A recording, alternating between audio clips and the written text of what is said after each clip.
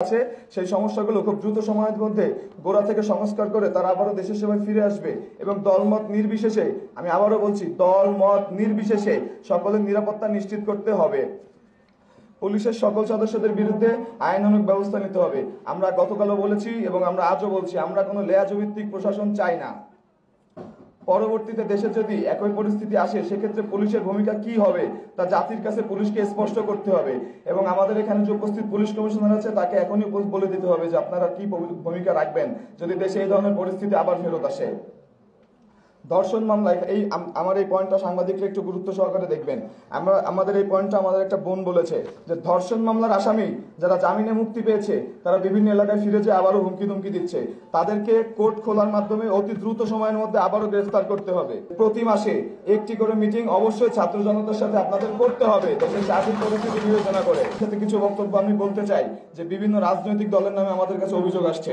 সেই সকল রাজনৈতিক দলকে আমরা বলতে চাই যে আপনারা যদি আসলে এই দেশের ভালো চান, যদি আপনারা আসলে এই দেশের জনগণের উন্নয়ন করতে চান, নিজেদের উন্নয়ন না করে যদি জনগণের উন্নয়ন করতে চান, তাহলে আপনারা রাস্তায় নামুন, ছাত্রদের সাথে কাঁধে কাঁধ মিলে ট্রাফিক কন্ট্রোল করুন, আপনারা রাস্তার ময়লাগুলো পরিষ্কার করুন। আপনাদের নামে কেন এখন দখলের অভিযোগ আসবে? আপনাদের নামে কেন এখন হত্যার অভিযোগ আসবে? কেন বাড়িঘর ভাঙচুরের অভিযোগ আসবে?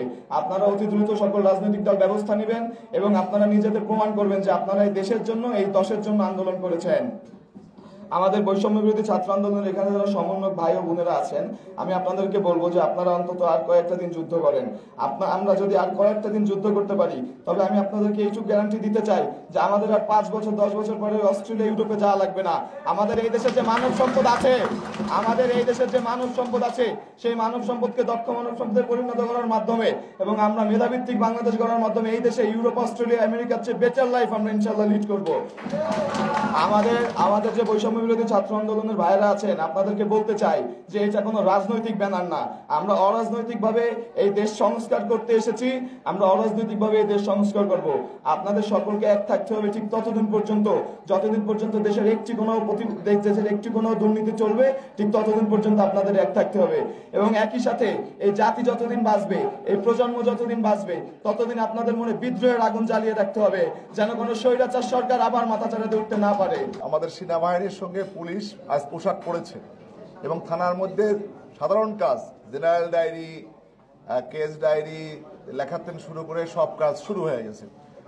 আমরা আশা করছি যে আগামীকাল থেকে থানা পুলিশ কার্যক্রম হয়ে যাবে। আর রাত্রে আমরা যতদূর সংবাদ পেয়েছি যে সম্মানিত প্রধান উপদেষ্টা বা তার উপদেষ্টাদের মধ্যে থেকে, মাননীয় উপদেষ্টাদের মধ্যে থেকে রাজারবাগ পুলিশ লাইনে গেলেই এই সমস্যার সমাধান রাজারবাগ কেন্দ্রিক যে কেন্দ্রীয় সিদ্ধান্ত হলে তখন আমরা হয়তো কাল পরশুর মধ্যে আমরা আশা করতেছি যে ট্রাফিক পুলিশ সহ সব পুলিশ তখন রাস্তায় নামবে এবং আমি কথা দিচ্ছি যে প্রথম দিকে অবশ্যই আপনারা যারা মাঠে আছেন তাদের নিয়েই আমরা কাজ করব। একটা সবচেয়ে ভালো কথা যে আজকে যে কথা হলো এটার কতদূর অগ্রগতি হলো, এটা অবশ্যই প্রতি মাসে এই সমন্বয়কদের নিয়ে একটি করে সভা এখানে অনুষ্ঠিত হবে।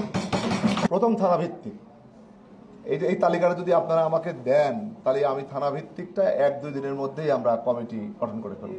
পরবর্তীতে 5-7 দিন পরে ওয়ার্ড ভিত্তিক, তাহলে আরো ছোট হলো, আমরা কমিটি গঠন করে ফেলব, নিরাপত্তা কমিটি। আপনাদের দিক নির্দেশনা অনুযায়ী আপনারা যেহেতু সকল পোস্টের ঊর্ধ্বে, আমরাও সত্যটা পাবো, সেই অনুযায়ী আমাদের পুলিশ কাজ করবে। পুলিশ অতীত যা হয়েছে এই দল ভিত্তিক বা গোষ্ঠী ভিত্তিক পুলিশ, এই নতুন পুলিশ আর লেজুর ভিত্তিক করবে না ইনশাল্লাহ। বিএল কলেজের একটি স্থায়ী যে করতে বলছেন ক্যাম্প, সেটি আমরা পুলিশের রেজিস্ট্রেশন করতে 1 মাস লাগবে। 1 মাসের মধ্যে আমরা আগে অস্থায়ী ক্যাম্প করব, আর স্থায়ী ক্যাম্পের তো পারমিশন লাগে পুলিশ হেডকোয়ার্টারের পারমিশন নিয়ে আমরা একটা স্থায়ী ক্যাম্প করে দেব। ছাত্রদের আন্দোলনে চলমান যে কোনো কালো থাবার বিরুদ্ধে আমরা থাকব।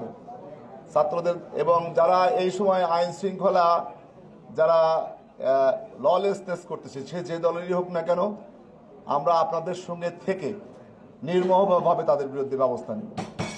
এর মধ্যে সিনিয়র অফিসার সহ অন্য অফিসারদের আমরা যথারীতি এনগেজমেন্ট করব যাতে করে পুলিশ তার কার্যকরী ভূমিকা রাখতে পারে। আমি আবারও বলি যে এটা আমরা আশা করতেছি খুব শীঘ্রই হয়ে যাবে আর কি। পাবলিক বা সরকারি কলেজ বা বিশ্ববিদ্যালয়ের, যেমন স্বায়ত্তশাসিত বিশ্ববিদ্যালয়ের ছাত্রদের গ্রেপ্তার করতে যেমন পারমিশন লাগে, বা বেসরকারি বিশ্ববিদ্যালয় বা বিএল কলেজের মতো যেসব প্রতিষ্ঠান আছে, এসব শিক্ষার্থী হলে তাদের গ্রেপ্তার করতে হলে, যদি কোনো অন্যায় করে গ্রেপ্তার করতে হলে আমরা সংশ্লিষ্ট কলেজের প্রিন্সিপাল যে আছে বা প্রিন্সিপালের কাছ থেকে যে গাদায় পানি ঠিকই খায়, কিন্তু ঘোলা করে খায়।